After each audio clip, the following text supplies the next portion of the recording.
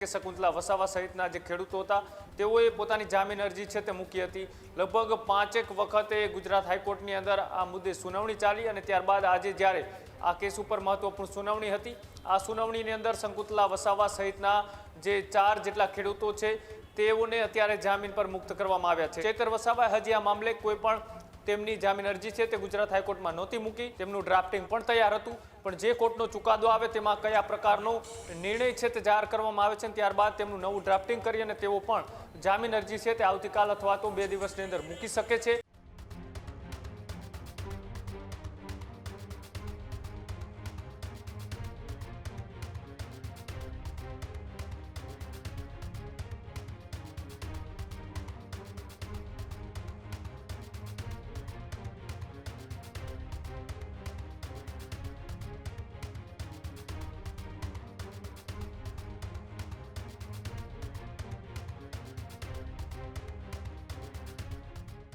ચૈતર વસાવા કે જે અત્યારે જેલમાં છે અને તેમની સાથે રહેલા તેમના પત્ની પણ જેલમાં હતા, પરંતુ સમાચાર મળી રહ્યા છે કે કોર્ટે ચૈતર વસાવાના પત્નીને જામીન આપ્યા છે। ધારાસભ્ય ચૈતર વસાવાના પત્ની સહિત 4 લોકોને જામીન મળ્યા છે।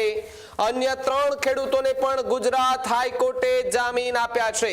વનકર્મી પર થયેલા હુમલા કેસમાં તેમની ધરપકડ થઈ હતી, જ્યારે 2023ના વનકર્મી પર હુમલા કેસમાં 7 વર્ષની સજા થઈ હતી। નીચલી કોર્ટના ચુકાદા બાદ હાઈકોર્ટમાં જામીન અરજી થઈ હતી। શકુંતલા વસાવા સહિત અન્ય 4ની જલ્દી જ છે તે હવે જેલ મુક્તિ થશે। અન્ય એક મહિલા આરોપીની પણ જેલ મુક્તિ થઈ ચૂકી છે, એટલે કે અત્યાર સુધીમાં 5 જેટલા લોકોની જેલ મુક્તિ જે છે તે થવા જઈ રહી છે, એટલે કે આ કેસની અંદર મોટા અપડેટ જે છે તે સામે આવી રહ્યા છે। ચૈતર વસાવા જે છે તે પણ હજુ જેલમાં છે, જો કે શકુંતલા વસાવા જે છે તેમની જામીન અરજી પર 2 વખત સુનાવણી થઈ અને ત્રીજી વખત સુનાવણીમાં એમને જામીન જે છે તે હાઈકોર્ટમાંથી મળ્યા છે। કઈ મુદત પર તેમને એ જામીન અરજી જે છે તે જામીન મળ્યા છે તેને લઈને પણ આગળ વાત કરવી છે। વધુ માહિતી માટે કૃણાલ જોડાયા છે। કૃણાલ, વનકર્મીને મારવાના કેસમાં ચૈતર વસાવા સહિત તેમના પત્ની પણ જેલમાં હતા અને આજે હાઈકોર્ટમાંથી શકુંતલા વસાવાને એ રાહત મળી છે અને તેમને જામીન મળ્યા છે।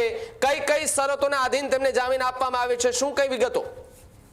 બિલકુલ એ સતત ગુજરાત હાઈકોર્ટની અંદર ચૈતર વસાવા સહિત જે અન્ય જે ખેડૂતો હતા એ વનકર્મીને મારવાના કેસમાં 7 વર્ષની સજાની અંદર જેલમાં બંધ હતા, તેઓની જામીન અરજી ગુજરાત હાઈકોર્ટમાં મૂકવામાં આવી હતી।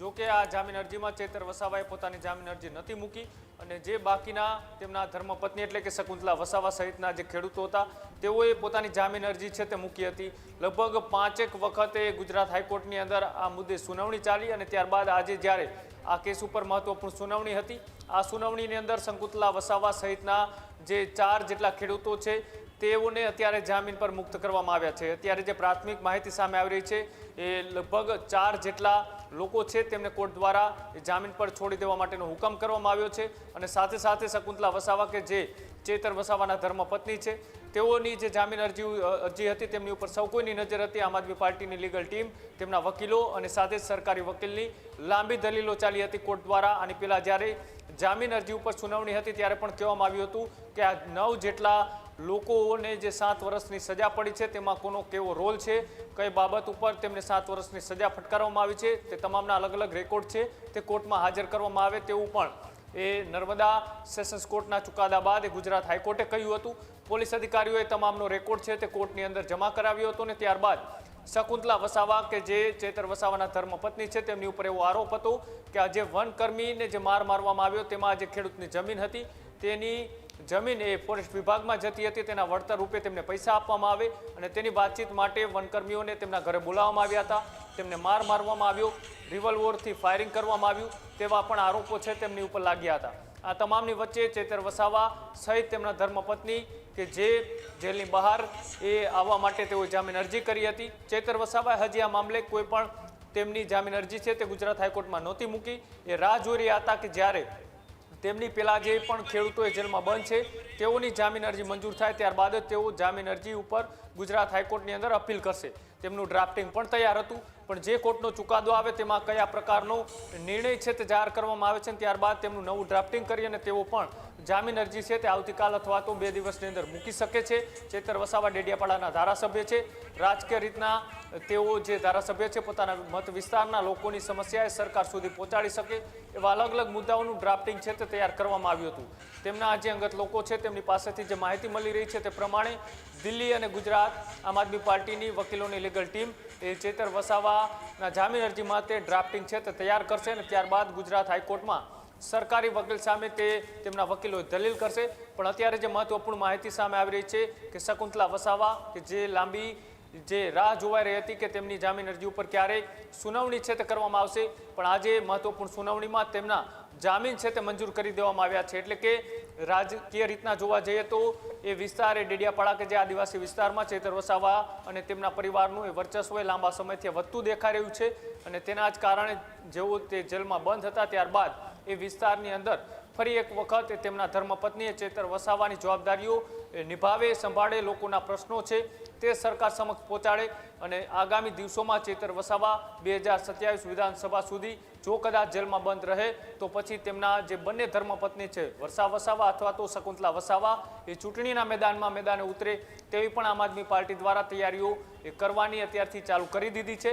પણ અત્યારે જે આ મહત્વપૂર્ણ ચુકાદો કે જે વનકર્મીને જે મારવાના કેસમાં 7 વર્ષની જેમને સેશન્સ કોર્ટ નર્મદા દ્વારા સજા ફટકારવામાં આવી હતી તેમાં શકુંતલા વસાવા, ચેતર વસાવાના ધર્મપત્ની સહિતના જે ખેડૂતો છે તેમાંના કેટલાક લોકોને અત્યારે જામીન પર મુક્ત કરવામાં આવ્યા છે અને ત્યારબાદ કોર્ટમાંથી આ ચુકાદો થયા બાદ હવે થોડીક જ કલાકોની અંદર તેઓ જે વડોદરાની જેલની અંદર બંધ છે તેમાંથી પણ તેઓને મુક્તિ આપવામાં આવશે.